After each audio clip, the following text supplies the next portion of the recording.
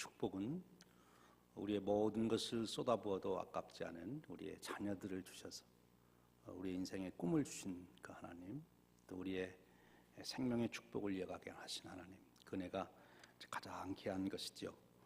오늘 그 마음을 담은 찬양을 우리 성가대에 준비해 주셔서 너무 감사하고, 그 찬양의 축복이 여러분의 간절한 기도가 되어서 그대로 삶에 이루어지시기를 주님의 이름으로 축원합니다. 여러분, 요즘 무엇에 가장 관심을 기울이고 계십니까? 오늘 이 자리에 앉으신 분들이 대략 평균으로 보아서 나이 드신 분들에게 노후의 문제로, 특별히 건강의 문제에 많이 관심이 있으실 것 같은데, 여러분의 자녀들은 무엇에 가장 관심이 있을까요? 이제 다 성년이 된 자녀들이라면 또 조금은 다를 수 있겠지만, 여러분의 그러면 손자, 손녀들, 이제 자라나는, 그렇게 여러분들이 사랑하는 손자, 손녀들, 또 여러분의 자녀들은 무엇에 가장 관심이 있을까요? 미국의 한 기관에서 요즘 미국의 10대들이, 특별히 크리스찬 10대들이 무슨 소원을 가지고 있나 해서 그들의 기도 제목을 연구를 했습니다.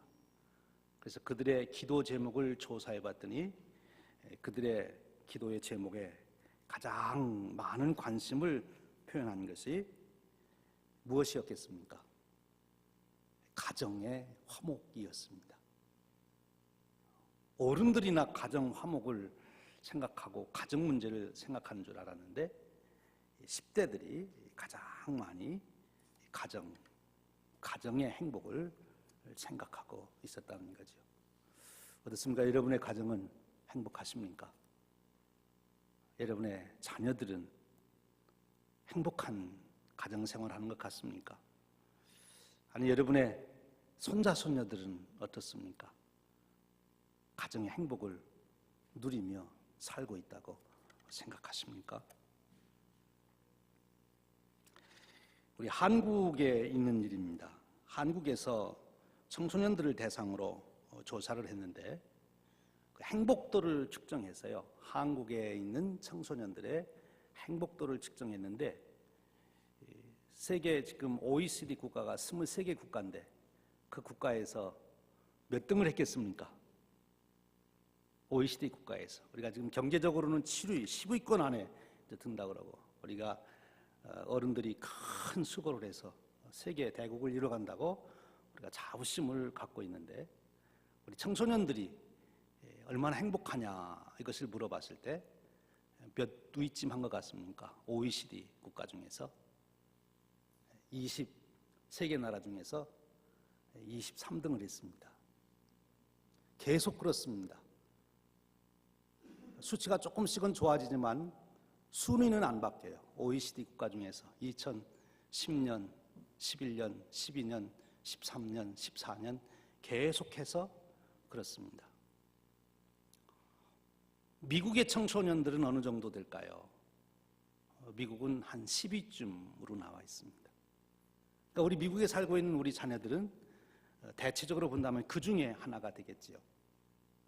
한국에 나온 통계가 왜 우리에게 중요하냐, 이런 우리 생물의 메커니즘 원리가 있어요.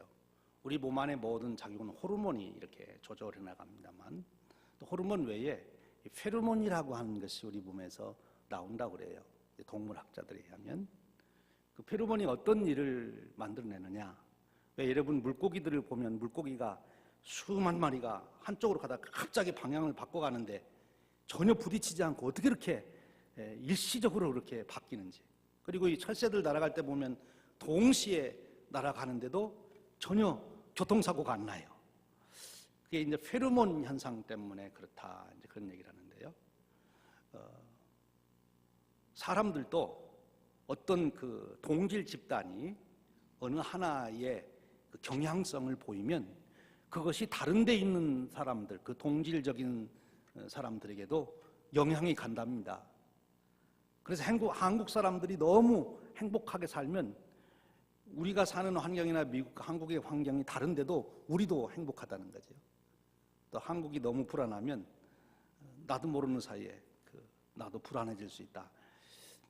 그걸 뭐 정확한 근거가 어떻게 나왔는지는 모르겠습니다만 그런 페로몬 원리라는 게 있어요. 그러니까 한국의 우리 사람들, 한국에 있는 우리 청소년들이 경험하는 것이 우리 미국에 살고 있는 우리 자녀들에게도 어느 정도 영향이 될 수 있다, 이렇게 보기도 하는 거지요. 어쨌든요, 지금 우리 한국 가정을 놓고 볼 때 청소년들이 행복하다, 그렇게 말하지 않느냐는 거죠. 그리고 청소년들을 대상으로 한국에서 이제 초등학교 4학년부터 고등학교 3학년까지 무엇이 당신을 행복하게 만듭니까? 이렇게 물어봤는데 초등학교 4학년들은 제일 중요한 것을 가정의 화목으로 여겼습니다. 그리고 돈은 별로 중요하게 여기질 않았어요. 통계에 의하면 초등학교 4학년들이 가정의 화목을 중요하게 여기는 것이 한 45% 이렇게 된다면 돈은 한 10% 이런 정도밖에. 그런데 이 가정의 화목의 중요성에 대한 생각은 나이가 들어갈수록 점점 떨어졌는데, 그리고 돈이 중요하다고 하는 생각은 점점 많아지는데 어느 나이쯤 가면 그 선이 만나는가 하면 고등학교 2학년, 한국의 경우로 보면 고등학교 2학년이 되면 우리 행복에 있어서 돈이 중요하다 하는 생각과 가정의 화목이 중요하다는 생각이 비슷해져요. 그리고 고등학교 3학년이 되면 가정의 화목은 돈보다 덜 중요한 것으로 그렇게 설문조사가 되어 있어요. 그 변화가 우리에게 많은 것을 시사해 준다, 그렇게 볼 수 있겠죠. 어쩌면 나이가 들어가면서 가정의 화목이라고 하는 것이 포기가 되어 가기 때문에 그런 것이 아닌가 하는 생각도 같습니다.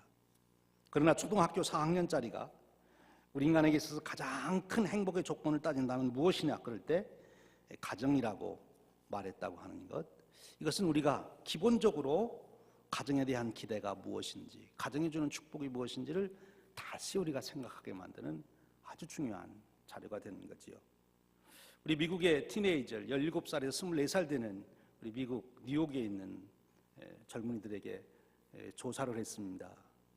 그랬을 때 그들에게 있어서 가장 중요한 행복의 조건이 무엇이냐, 그럴 때 무엇이 당신을 가장 행복하게 만드느냐, 그럴 때 대답한 것은 가족들과 함께 하는 시간, 특별히 부모님과 함께 즐겁게 의미 있게 보낸 시간이 자신들에게 있어서 가장 행복하게 만드는 것이었습니다. 또 그것이 소원입니다. 그것이 그들의 답변이 되는 것입니다. 가정이 참 중요하다는 것이지요. 오늘 우리가 5월달을 맞이해서 가정을 생각하게 되고, 특별히 오늘 5월 첫 주일을 지나며 우리가 자녀주일, 어린이주일을 우리가 지키며 우리 인생에서 가장 소중한 우리 자녀들에 대해서 우리가 부모된 자로서 또 할아버지 할머니 된 자로서 어떤 축복을 나눠줘야 될까 생각하게 합니다. 가정이 참 중요한 것이죠. 가정의 중요성에 대해서 우리가 간접적으로 확인할 수 있는 이야기가 있는데요. 여러분도 잘 아시는 로마 제국의 쇠망사, The History of the Decline and Fall of the Roman Empire, 에드워드 기폰이라고 하는 분이 쓴 아주 유명한 책이죠. 6부의 6부작으로 되어 있는데, 위스턴 처칠 같은 분들은 이 책을 숙독하면서 서구 민주주의를 어떻게 이끌어갈 것인가에 대한 영감을 얻었다고도 합니다. 아주 중요한 책이지요. 그런데 그 책에서 이 에드워드 기폰이 그 엄청난 로마 제국이 왜 망했느냐라고 말할 때 5가지 이유를 그가 제시하고 있습니다. 첫 번째가 신앙의 쇠퇴다. 참 신앙. 로마가 세월이 지나면서 신앙이 이제 퇴색되어가는 그 신앙의 쇠퇴. 그리고 네 번째로가 군사력의 증강으로 인한 재정 문제. 너무 군대를 크게 유지하려다 보니까 세금을 많이 걷어서 재정적으로 이제 어려워진 문제, 돈 문제지요. 그리고 세 번째가 스포츠에 대한 열광, 너무 스포츠를 좋아하고 로마가 그랬죠. 그리고 높은 세금의 부과, 그래서 로마가 너무 세금을 많이 걷게 되었다. 그것이 두 번째였습니다. 오늘날 우리 살아가는 미국과 좀 어떻습니까? 좀 비슷한 것 같지 않습니까? 무신론자가 가장 많아지는 우리 미국 사회, 종교 신앙이 없어지는 그런 시대. 세금이 많아지고 군사력 유지하기 위해서, 그리고 스포츠에는 얼마나 열광을 합니까? 세금이 점점 올라가죠. 특별히 우리 일리노이가 미국에서 제일 세금이 많다며요. 여러분들도 다른 데로 혹시 이사 갈까 그런 생각 하시지 않습니까? 세금 많아서. 세금이 참 부담이 되는 거죠. 그런데 로마가 망한 첫 번째 이유가 뭐냐? 그 에드워드 기퍼는 이혼율의 급증이었다. 가정의 문제, 가정이 파괴되면서 무너지면서 로마라고 하는 제국은 무너질 수밖에 없었다. 그렇게 말을 합니다. 저는 이 첫 번째 가정이 무너지면서 로마 제국이 무너졌다는 이 분석과 다섯 번째로 제시했던 신앙의 쇠퇴를 저는 연결시키고 싶어요. 왜 가정이 무너졌을까? 그것은 그들의 가정을 지켜줄 만한 신앙적인 기반, 가치관, 핵심 가치를 그들이 잊어버렸기 때문이다. 핵심 가치, 하나님에 대한 경건성을 잃어버린 그들이 풍요로운 물질의 유혹과 그런 많은 죄악의 물결들을 이겨낼 수가 없었던 거지요, 가정들이. 오직 죄를 이겨낼 수 있는 그 길은, 가정을 지킬 수 있는 일은 죄를 이겨낼 때 가능한 것인데, 죄를 이겨낼 수 있는 그 길은 신앙 위에 서는 길밖에는 없다 하는 것입니다. 로마뿐입니까? 오늘 우리가 살아가면서 우리의 삶을 면밀히 우리가 관찰해 보면 바로 이것에 우리는 고개를 끄덕일 수밖에 없는 것이지요. 이런 이야기를 나누며 우리를 더더욱 어쩌면 우울하게 만드는, 좀 경각심을 더 일으키는 일은 이 시대의 시대 사상을 우리가 생각해 보기 때문에 그렇습니다. 바로 우리는 지금 포스트 모더니즘 시대에 살아가죠. 포스트 모더니즘은 한마디로 말하면 모더니즘에 대한 반영, 모더니즘에 대한 리액션이라고 볼 수 있죠. 모더니즘의 특징은 이성주의가 이성을 절대적으로 신뢰하고 가치 있게 여기는 것이 이제 모더니즘인데, 포스트 모더니즘은 그것을 무너뜨리는 것이죠. 그것을 부정하는 것이 됩니다. 그래서 그런 이 포스트 모더니즘에 대한 얘기는 이 시간 할 수가 없지만, 그 결과적으로 우리 가정에 미치는 영향은 뭐냐? 그것은 모든 학자들이 이구동성으로 가정 해체의 현상으로 이어진다, 그렇게 보고 있는 거죠. 이 포스트 모더니즘의 사상 속에 뿌리를 둔 인간의 삶은 결국 가정으로 본다면 가정 해체가 이루어진다. 가정 해체. 아주 가정의 근본적인 위기를 경험하고 있는 것입니다. 가정이 없어지는 때가 있는 거죠. 한국에서 이런 말을 만들어냈어요. DINK라고 하는 말인데, 그건 더블 인컴 노 키드, 이것이 한국 사회의 유행이라는 거죠. 그래서 부부가 함께 돈 벌어야 되기 때문에 아이는 갖지 말자. 그래서 한국의 출산율이 급격히 떨어지고 있는 거죠. 우리 미국도 그런 흐름 속에 하나 있다, 이렇게 볼 수 있죠. 그래서 지금 우리에게 다가오는 이 시대의 사상 문화는 가정을 극히 약화시키는 그런 분위기로 가고 있다는 것입니다. 우리가 단적으로 이런 학자들의 연구만이 아니라 우리의 삶의 현장에서 우리가 좀 진단해 볼 수 있는, 또 생각해 봐야 될 일이 있습니다. 여러분들은 여러분의 자녀들과 이제 분가해서 산다면 더더욱 그렇겠습니다만, 함께 한 집에서 사는 경우에도 하루에 얼마 동안 자녀들하고 대화하는 시간을 갖느냐 하는 거죠. 더더욱 아이들이 이제 나가 있고 분가해 있다면 정말 1년에 몇 번이나 볼 수 있을까? 손자 손녀들하고 같이 살아도 그들과 우리가 대화를 얼마나 하는가? 한국의 평균 통계에 따르면 아버지들은 30분 미만, 그리고 어머니는 30분에서 1시간 정도, 그것이 자녀들과 함께하는 시간이라는 거지요. 자녀들에게 있어서는 그 시간이 절대적으로 부족하다 하는 것입니다. 우리가 이미 아는 대로 교육학적으로나 보면, 또 발달 성장학에서 보면 우리 인간의 인격이 유아기 때 거의 다 이제 완성이 되어 간다, 그렇게 보는데, 그렇다면 이 부모의 영향은 우리에게 있어서 아주 절대적이 되는 것이죠. 하나님께서 우리 인간을 축복할 때 주신 가장 축복의 그 통로, 우리 인간이 축복을 받을 수 있도록 만들어 놓은 통로가 부모라고 하는 통로죠. 그런데 그 부모로 인하여 오는 축복을 우리가 받지 못하게 될 때 우리는 건전한 인격으로 성장하는데 큰 어려움을 겪게 된다는 것입니다.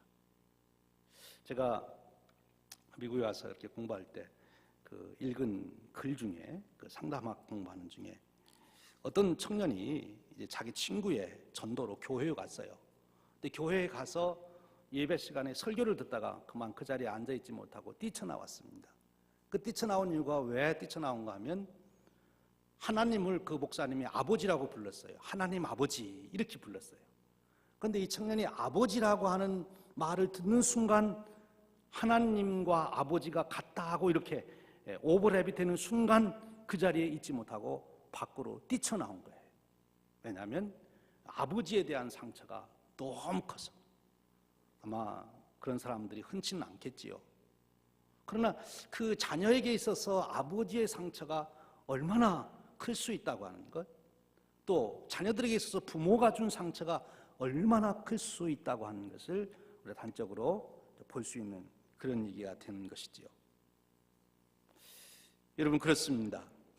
지금 가정의 중요성, 또 우리가 현재 직면하고 있는 우리들의 문제, 오늘 시대의 문제, 나 혼자 어떻게 해결할 수 없는 이 시대의 이런 문제 속에서 우리는 이 가정이라고 하는 것을 지켜내야 되는 것이죠. 앞에서 말씀드린 뉴욕에 있는 청소년들을 대상으로 조사한 바에 의하면 그들에게 있어서 가장 행복한 시간이 언제냐? 부모님과 함께 시간을 보낼 때. 그리고 언제 자기를 가장 행복하게 만들었느냐? 자기가 잘못했는데도 불구하고 엄마가 와서 너희가 무슨 실수를 하든지 너는 내 딸이야, 나는 너를 사랑한다, 그 말을 할 때 자기가 가장 행복했다, 이제 그런 고백들을 하게 되는 것이지요. 이제 오늘 가정의 달을 맞이해서 우리는 다시 한번 이 가정을 생각해 봐야 돼.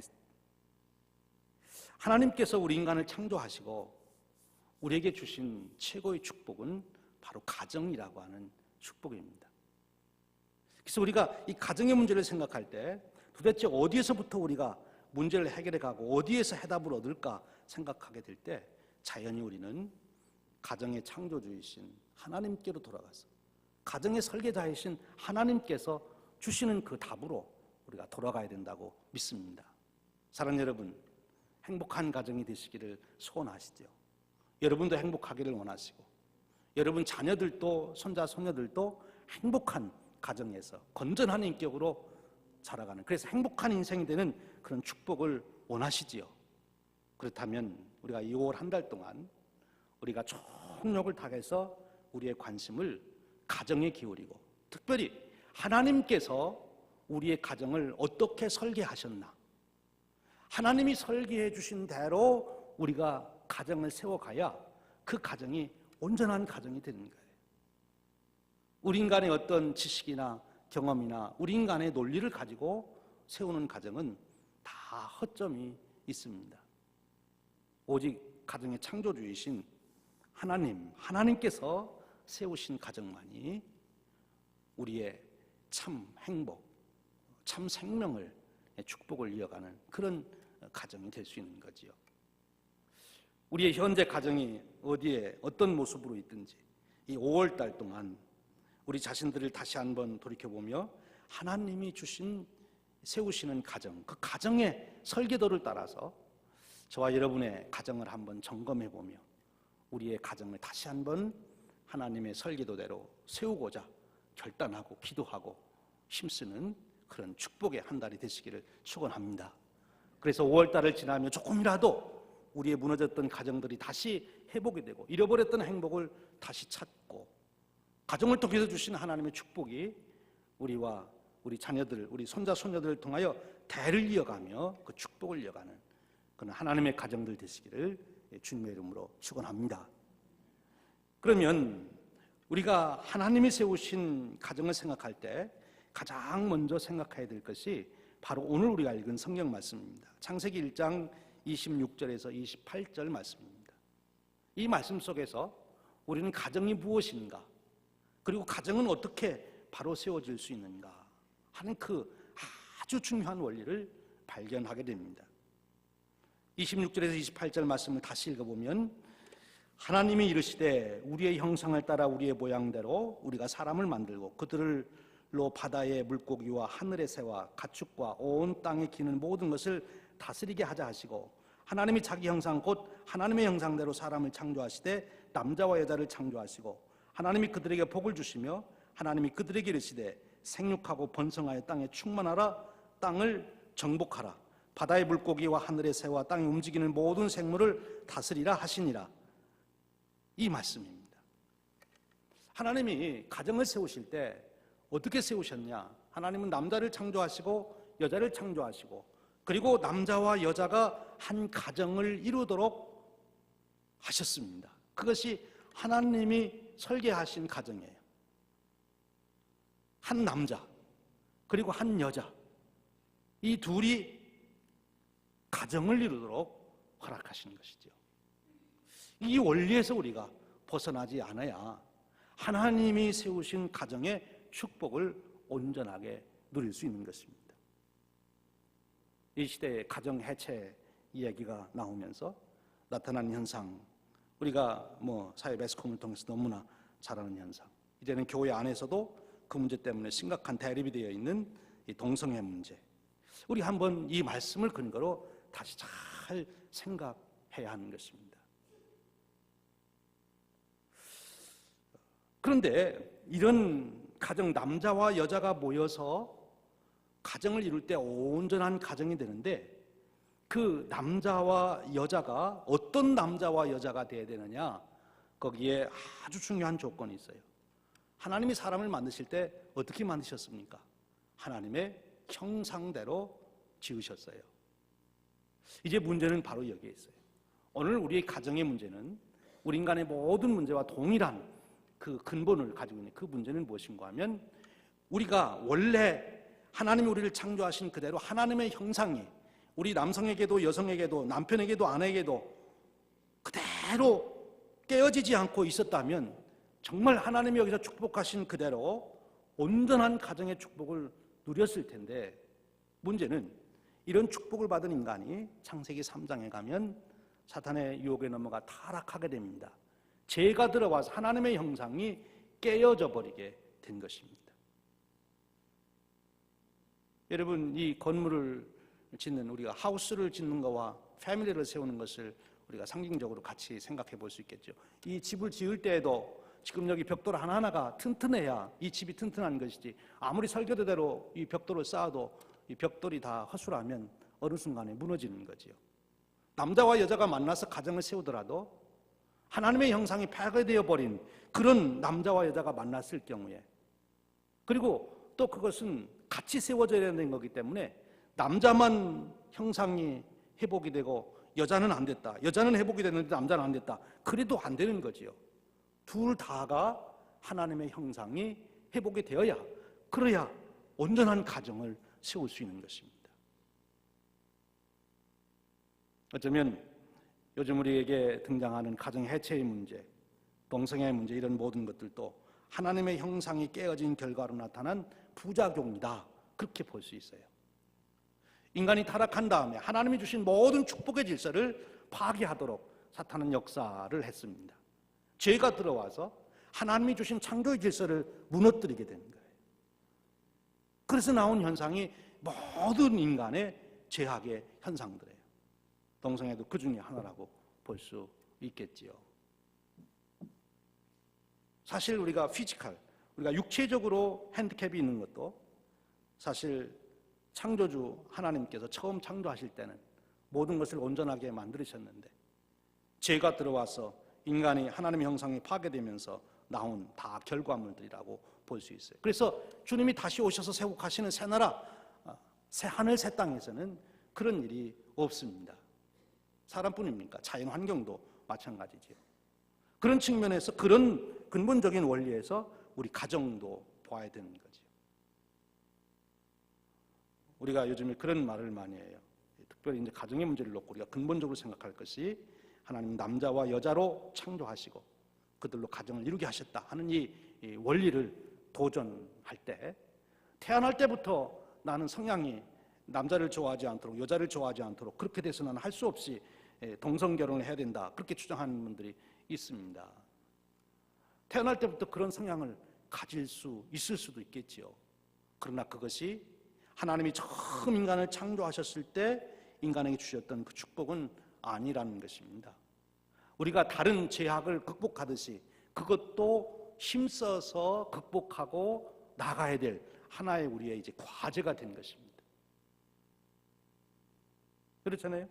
우리가 그런 식으로 말한다면 태어날 때부터 나는 남의 거 이렇게 훔치는 마음이 있는데 그것도 자연스러운 것인데 그것도 보호해줘야지 왜 그거를 잘못했다고 벌 주냐? 그럼 뭐라고 얘기해야 됩니까? 태어날 때부터 그랬다고 해서 그것이 옳은 건 아니에요. 타락된 인간은 처음 창조의 질서가 파괴되었기 때문에 잘못된 것이 드러날 수 있어요. 이제 그것을 우리가 하나님의 은혜로 다시 극복하고 회복하는 역사를 이루어야 되는 것이 그것이 우리의 삶이 되어야 되는 것이고 성령님이 오셔서 그 역사를 이루도록 우리에게 은혜와 축복을 주셔야 또 그것을 극복할 수 있는 것이죠. 다시 원론으로 돌아가서 오늘 창세기에 하나님이 가정을 세우신 말씀을 통하여 볼 때 한 가정은 남자와 여자가 이루도록 그리고 그 가정이 온전한 가정이 되려면 전제 조건이 있는데 하나님의 형상이 먼저 우리들에게서 회복되어야 된다는 것입니다. 오늘 사실 우리 가정의 모든 그 문제의 근본을 따져가 보면 결국 어디에 있습니까? 우리의 온전하지 못한 인격, 죄에 물들어 있는, 죄에 흠이 나 있는 우리의 인격 때문에 결국은 부부 문제도 가정의 문제도 모든 문제가 있는 것 아닙니까? 그래서 성경은 우리에게 그렇게 말씀합니다. 경건한 자가 온전한 가정의 축복을 받는다. 시편 128편에 가보면 하나님을 경외하는 자는 복을 받을지어다. 그러면서 가정의 축복을 말씀해 주시는 거지요. 하나님의 형상이 회복되는 경건함이 나타나야 된다 하는 것입니다. 경건이라는 것이 무엇입니까? 그것이 곧 하나님의 형상이 회복되는 것을 말하는 것이지요. 어떻게 우리가 하나님의 형상이 회복됩니까? 우리 주님 예수 그리스도의 구속의 은혜로 그리고 성령님의 거듭나게 하시는 역사를 통해서 우리가 하나님의 형상을 회복해가요. 그리고 하나님의 형상이 회복되어 가는 것은 한순간에 되는 것이 아니라 우리가 하나님의 자녀로 거듭나는 것이 한순간에 되었다면 이제 성령님의 역사로 끊임없이 우리에게 물들어 있던 죄성을 극복해가고 제거하고 그것을 치유해 가면서 우리가 점진적으로 성결의 은혜를 통해서 우리가 온전한 하나님의 인격으로 회복되어 가는 것입니다. 그래서 우리의 가정도 여러분 오늘 이 말씀 듣고 이제 오늘부터 우리 가정은 행복한 가정이 되기로 결심했다 그렇다고 되는 게 아니에요. 하루아침에 가정이 무너진 것도 아니고 하루아침에 가정이 절대로 세워지질 않습니다. 오늘 여러분들이 가정의 귀중함을 깨닫고 가정을 회복시켜서 우리 자녀들이 정말 행복한 가정생활을 하도록 하는 그런 부모의 축복의 통로가 내가 되겠다고 할아버지 할머니가 되겠다고 결심했다면 오늘부터 우리는 기도해야 되는 거예요. 하나님, 내가 이미 하나님의 자녀로 회복된 이 은혜가 더 충만해져서 내 안에 있는 모든 죄성들이 죄의 세력들이 다 소멸돼 가도록 성령님 오셔서 저를 매일매일 저를 새롭게 해주시고 제게 성령 충만함 주셔서 제가 거룩한 인격으로 제가 변화하여 가게 하여 주시옵소서. 내가 먼저 하나님의 형상으로 회복되어 가는 과정을 거치지 않고는 우리의 가정도 더 좋아질 수가 없는 거예요. 내가 얼마만큼 하나님의 형상으로 더 많이 회복되어 가느냐만큼 내가 세워가는 가정도 그만큼 더 행복한 가정이 될 수 있다는 것입니다. 오늘 여러분이 거룩한 일에 여러분들이 한번 도전하시기를 주님의 이름으로 축원합니다. 하나님 내게 행복한 가정, 자녀들을 주시옵소서. 그를 위하여 오늘 제가 결단합니다. 성령님 이제 오셔서 저로 하여금 성령 충만하여 즉 하나님의 형상을 온전히 회복하여 가는 참 성도의 성숙이 이루어지도록 저를 축복하여 주시옵소서.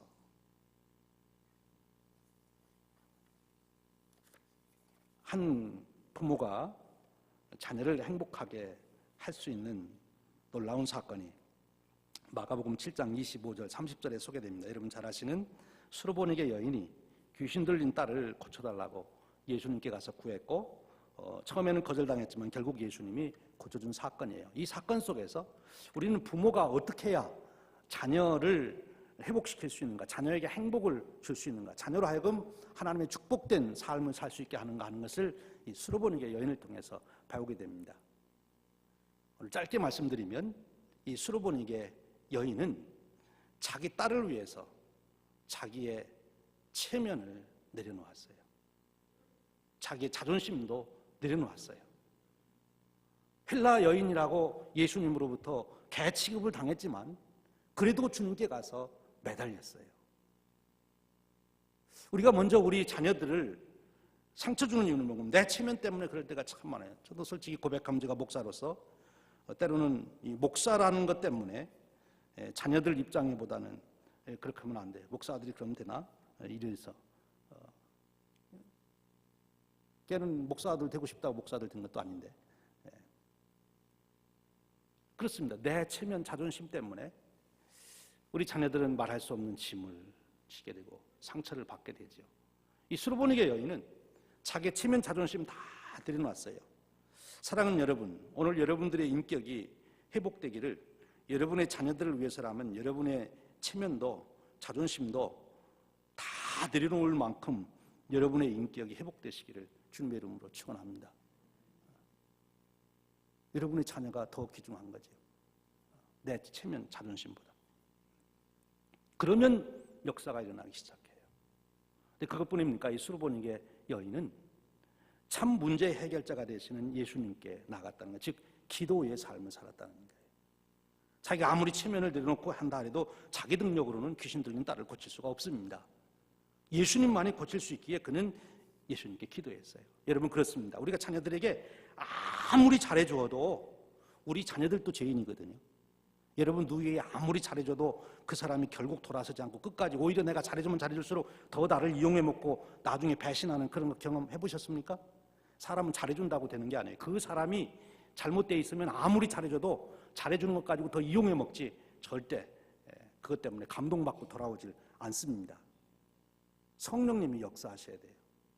우리의 자녀들도 우리가 그에게 사랑스러운 말을 전하고 사랑으로 대할 때 그것을 사랑으로 받아들일 수 있도록 성령님께서 역사하셔야지 죄가 그 속에서 역사하면 부모를 이용해 먹습니다. 아무리 잘해줘도 자녀가 돌아서지를 않아요.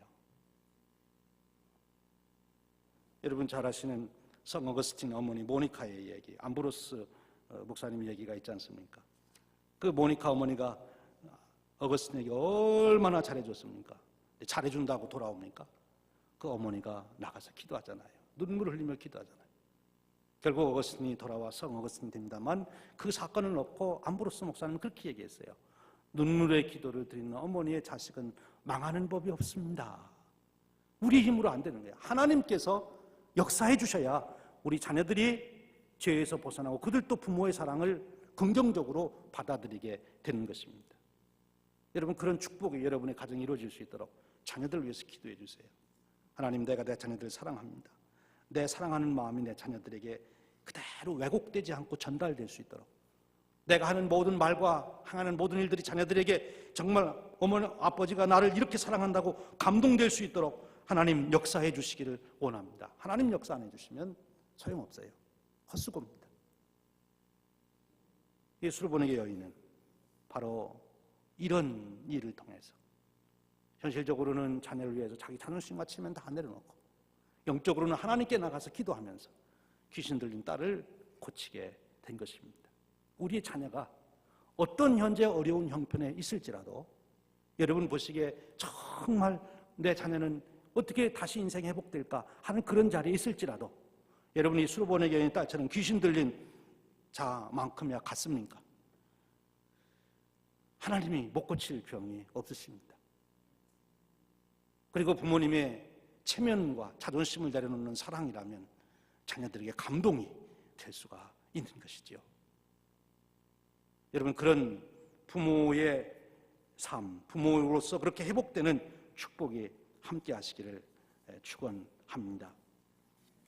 오늘 마지막으로 우리가 정말 자녀들을 사랑한다고 그럴 때 자녀들이 행복한 가정을 이룰 수 있는 10가지의 경건성의 원리를 짤막하게 소개하고자 합니다. 우리가 자녀를 사랑한다고 그럴 때 어떤 가정을 만들어야 자녀들이 행복을 느낄 수 있느냐, 행복을 경험할 수 있느냐. 용서가 있어야 자녀들이 행복할 수 있는 가정을 세우는 참 사랑이라는 것이죠. 자녀들이 언제든지 잘못했다고 하면 그대로 받아주는 것입니다. 하나님이 그러시듯이 잘못했다는 말만 하면 즉시 용서해 주는 거죠. 두 번째로는 이해가 있어야 자녀들이 행복할 수 있는 가정을 세우는 참 사랑입니다. 이해해 줘야 되는 것이죠. 걔네들 형편과 처지에 가서 생각해 보는 거잖아요. 그죠? 세 번째로는 대화의 상대가 되어 주어야 한다. 자녀들이 제일 원하는 것은 엄마와 아빠와 말하고 싶은 시간을 갖고자 하는 것입니다. 네 번째로는 골방을 만들어 주라는 것입니다. 자녀들을 24시간 감시하려고 하지 말고 걔네들도 혼자 있는 시간을 가질 수 있도록 걔네들 골방을 만들어 주어라, 그런 것이죠. 다섯 번째로 안식을 취할 수 있게 해 주어야 된다. 공부하고 와서 힘들고 일터에 나갔다 와서 힘들고 힘들 때 쉴 수 있는 기회를 주라는 거죠. 여섯 번째, 인정을 해 줘야 된다는 것입니다. 자녀를 칭찬해 주라는 것입니다. 칭찬은 고래도 춤을 춘다고 그러죠. 여러분 자녀에게 한마디 징계하려면 10마디 칭찬을 하고 한마디 책망을 하라, 그런 뜻입니다. 유머가 있어야 된다는 거죠. 자녀들하고 늘 딱딱하게 몇 점 맞았냐 이것만 물어보지 말고 자녀들과 재미있는 얘기를 하라는 것입니다. 유머가 있어야죠. 여덟 번째, 어른의 권위가 있어야 된다. 집안에 어른이 있어야 된다. 나이가 많은 것을 말하는 것이 아니라 그들이 본받을 만한 권위, 우리가 그래서 먼저 본을 보여야 된다. 우리가 너무나 많이 들은 얘기죠. 자녀는 우리 말대로 되는 것이 아니라 보여준 대로 된다. 참 우리가 기억해야 될 말입니다. 아홉 번째로는 분별력 있는 책망과 칭찬이 동행해야 된다는 것입니다. 무조건 잘했다고 해줘도 안 되는 거죠. 같이 토론을 해야 됩니다. 이 문제를 너는 어떻게 생각하냐? 이것이 결과가 어떻게 나오겠느냐? 그래서 잘못된 것은 스스로 잘못했다 할 수 있도록 분별력을 가지고 책망과 칭찬이 동행돼야 된다. 열 번째로 희망을 걸어야 된다는 것입니다. 자녀들이 제일 고통스러워하는 것은 부모가 자기를 포기할 때 제일 고통스럽다는 거지. 부모가 자기를 향하여 기대를 가지고 있다는 것, 그것만으로도 자녀들은 행복하다고 합니다. 자녀들이 어떤 형편에 있든지 그 자녀를 향하여 우리 부모는 절대 포기해서는 안 된다. 자녀는 포기하는 것이 아닙니다. 하나님께 기도하는 것이죠. 사랑하는 여러분, 이것을 요약하면 현실적으로 우리에게 두 가지가 필요합니다. 하나는 현실적으로 시간을 나누라는 것입니다. 제일 힘들죠. 저도 보니까 제일 힘들어요. 저도 이번에 결심을 합니다. 우리 아들, 딸과 시간을 좀 같이 가져야 되겠다. 그런데 시간을 가지려면 너 아무 때나 나 시간 있으니까 너 말하고 싶을 때 와서 말해. 자녀들이 절대 안 옵니다. 왜냐하면 아빠가 바쁜 걸 알거든요. 그러니까 계획을 세워야 되는 거예요. 몇 시에 며칠, 몇 요일 몇 시부터 몇 시까지는 나하고 노는 시간이다. 이렇게 시간을 정해놔야 부담 없이 와서 얘기할 수 있는 거죠. 그리고 또 하나는 다시 반복합니다만 우리의 힘으로 안 됩니다. 기도입니다. 기도. 하나님이 우리의 인격도 성숙시켜 주셔야 되고 우리 자녀들도 하나님이 성령님이 감동시켜 주셔야 우리가 사랑하는 것을 그들이 깨닫게 되고 그 사랑을 받아들이게 되고 그 사랑으로 자라가게 되는 것입니다. 오늘 저와 여러분의 가정에 귀한 자녀들을 주신 하나님 그 축복대로 자녀의 복을 누리시는 저와 여러분 되시기를 주님의 이름으로 축원드립니다. 기도하겠습니다. 하나님 아버지, 오늘 저희들을 부르셔서 가정을 생각하게 하시니 참으로 감사합니다. 무엇보다 우리의 자녀들 이미 다 성장하여 또 하나의 가정을 이룬 자녀들도 있고 또 이제 우리에게는 더 복을 주셔서 손자 손녀를 보는 축복도 주셨습니다. 하나님, 저희들이 우리 자녀들에게 축복의 통로가 되게 하시고 손자 손녀들에게 축복의 통로가 되게 하시고 우리가 이 땅에서 생을 마치고 하나님께 가는 그날 저들에게 큰 교훈과 위로와 축복을 남기고 갈 수 있도록 은혜 베풀어 주시옵소서. 오늘 우리에게 힘 주시고 우리의 체면과 자존심을 내려놓을 수 있는 능력도 주시고 자녀들과 함께 나눌 수 있는 시간을 내는 용기도 주시고 부지런함을 주시옵소서. 주님, 무엇보다 하나님 은혜로 저희들과 저희들 자녀들을 축복하셔서 사랑의 소통이 일어나게 하여 주시옵소서. 우리 주님 예수 그리스도의 이름으로 기도하옵나이다. 아멘.